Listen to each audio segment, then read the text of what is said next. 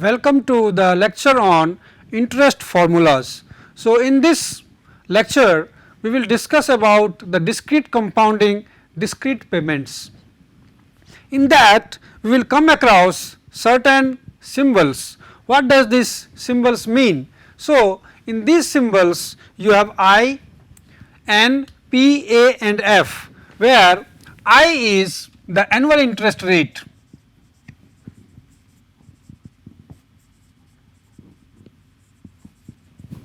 and the N is number of interest periods.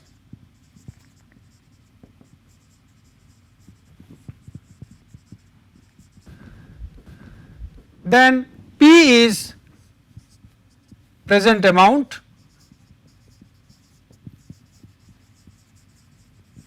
at the beginning. A, whenever we will discuss, this will be equal annual payment,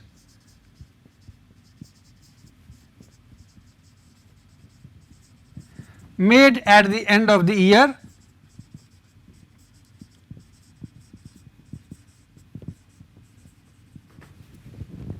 F will be the final amount or compounded amount. So, we will have certain points to remember, that we will be following the concept that end of one year is beginning of the next year. So, if a payment is made at the end of the year, it means the same amount will be at the beginning of the next year. P means beginning of a year, that is present time at 0 time. F is at the end of nth year. Now, occurrence of A. So, what does it mean when A and P are involved? So, when A and P are involved, if we see at 0 time, A starts from 1 year.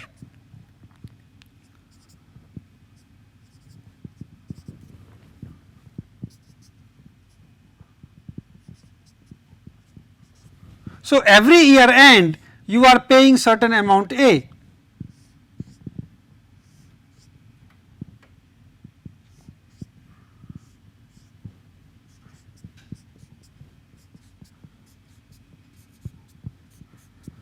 When A and P is involved, P occurs at the beginning time.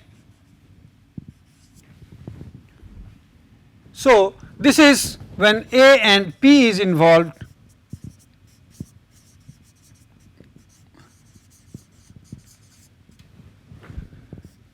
P represents the amount 1 year earlier to first time A occurs. When A and F is involved, in that case A starts from the first year as usual,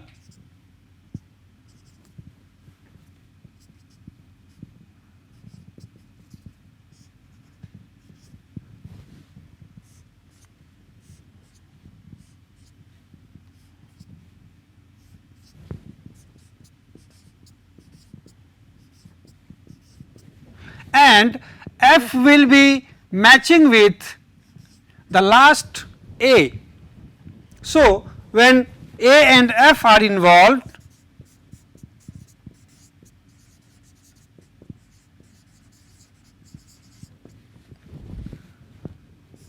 last A will coincide with F. This represents the fact that you are starting the payment, the equal annual payment at the end of first year, and it goes till the end of the nth period. P represents here at the initial point and F represents at the last time. Now, we have to discuss two types of factors. One is single payment compound amount factor and another is single payment present worth factor. We will discuss what are these factors. Single payment compound amount factor.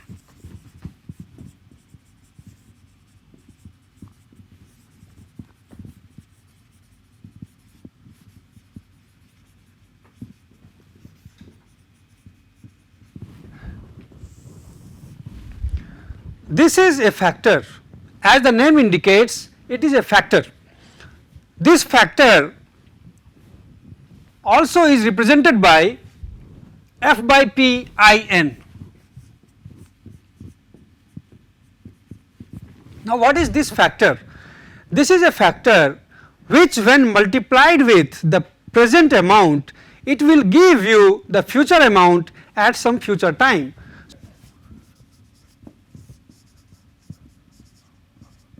When multiplied with present amount,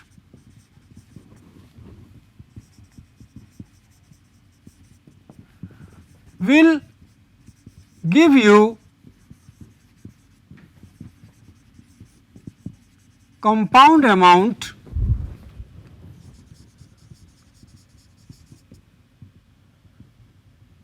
and interest periods hence. How you can find this factor? So, suppose you have year 1, 2, 3 to n. You have amount at the beginning of year.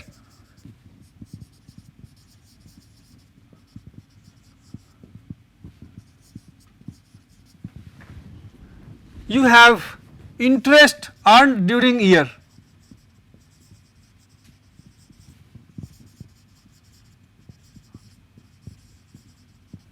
And you have compound amount at end of year. So, if you have a present amount of P and interest rate is I and there are n interest periods. So, during the first year the interest which will be earned will be P times I. So, your compound amount at the end of year 1 will be P plus P into I, that is P into 1 plus I. At the end of 2 year, in the second year, your amount is now P into 1 plus I, because it is a case of compound interest. So, your amount which is at the beginning of year 2 is P into 1 plus I.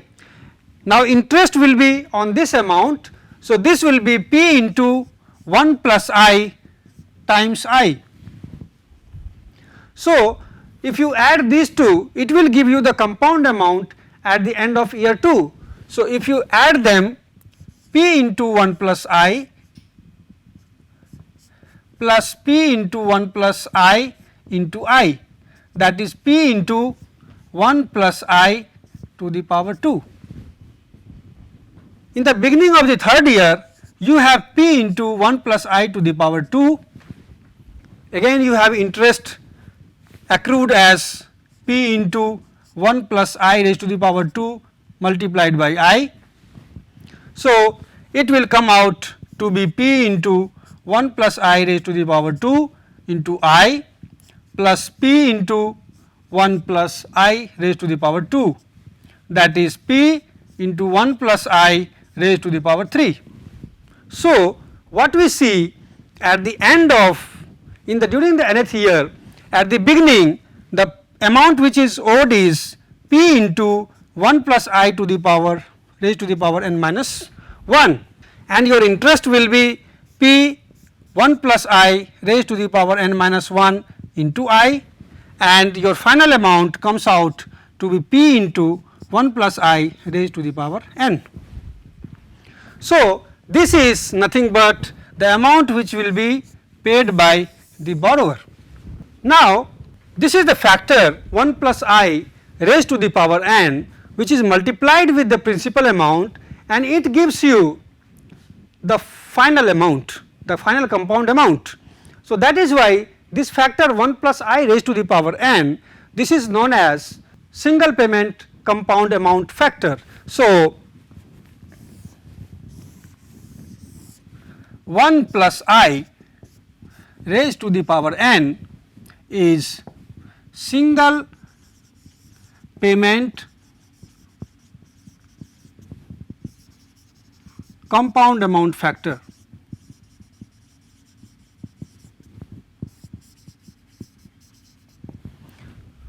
And it is represented by a symbol that we will be practicing during the course.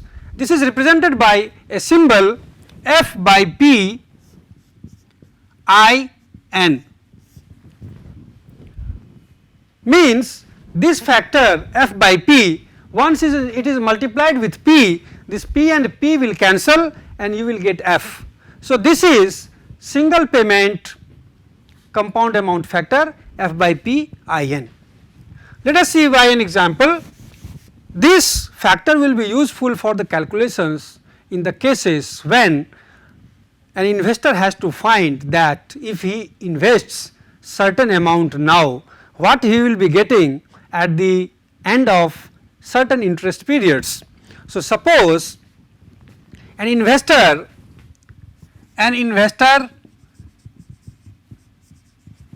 wishes to know how much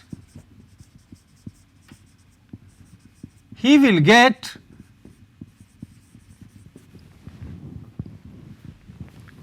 if he invests now rupees 10,000 for 4 years at 16% annual interest rate. So, for these cases you are given that the presently the investor is investing 10,000. So, P is rupees 10,000, I is 16% and N is 4.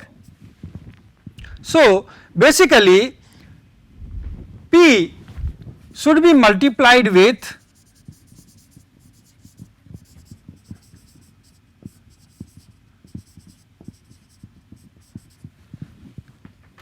single payment compound amount factor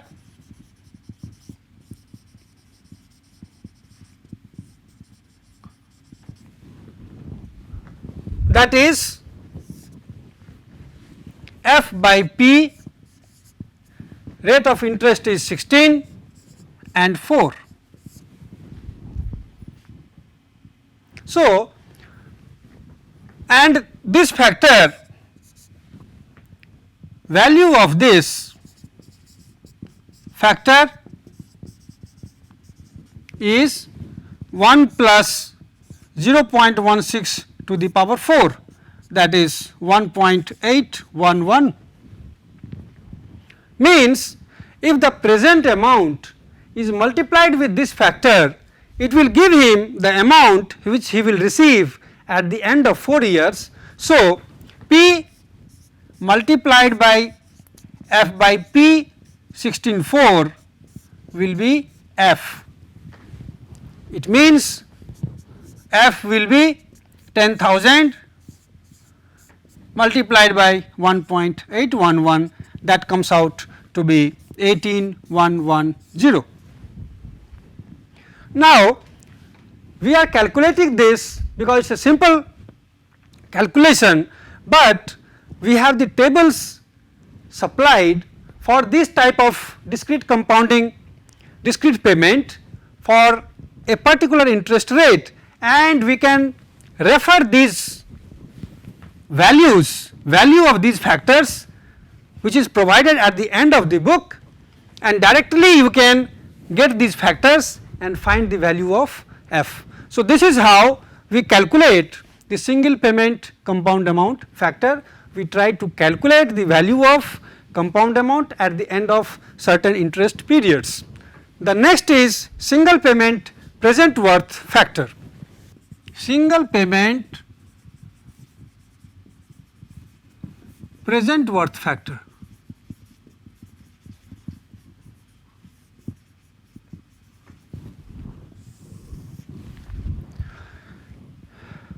Just opposite to the single payment compound amount factor, we have single payment present worth factor. It is a factor,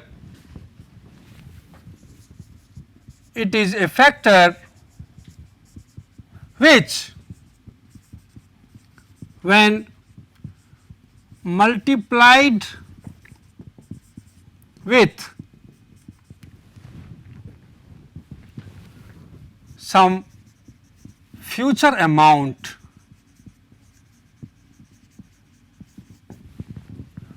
will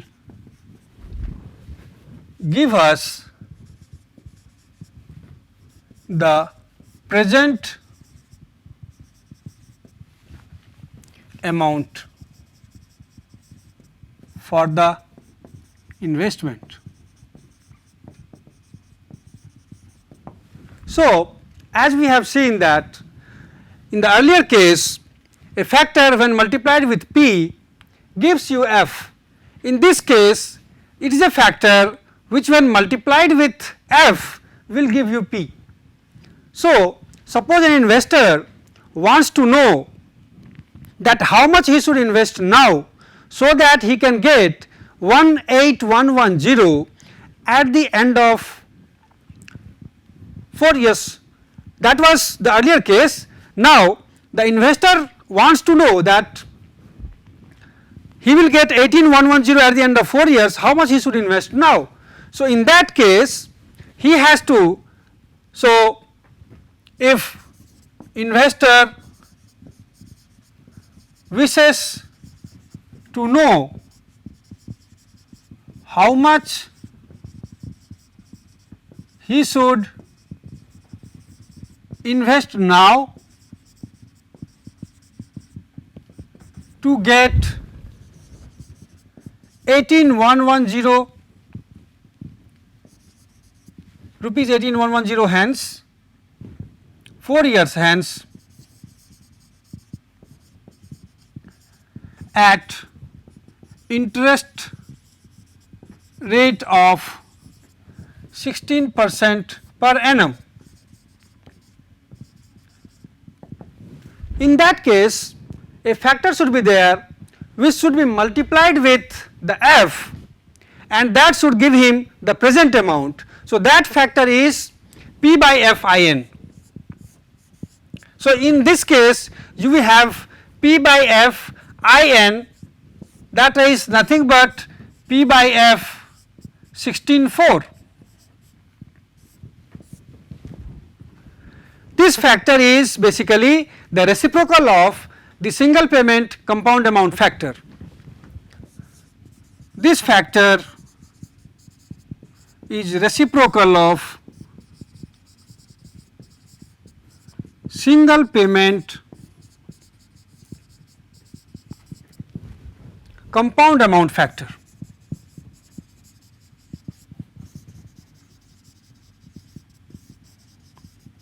So, p by f in, you can write it as 1 by 1 plus I raised to the power n, and this factor is known as single payment present worth factor, because this factor when it is multiplied with f, it gives you the present amount. So, in the present case, when your f is given as 18110 and I is 16%, N is 4. So, F by P by F I N 16.4 will be equal to 1 by 1.16 to the power 4. So, you can calculate P as 18,110 multiplied by 1 by 1.16 raised to the power 4, and this comes out to be 10,000. So, what we see that this is a factor which when multiplied with the future amount, it gives you the present amount. So, that is why it is known as single payment present worth factor. In a nutshell, also they are called as CAF as well as PWF. So, this single payment present worth factor many a times you will see it as PWF, means present worth factor, and similarly single payment compound amount factor is CAF. So, CAF means single payment compound amount factor.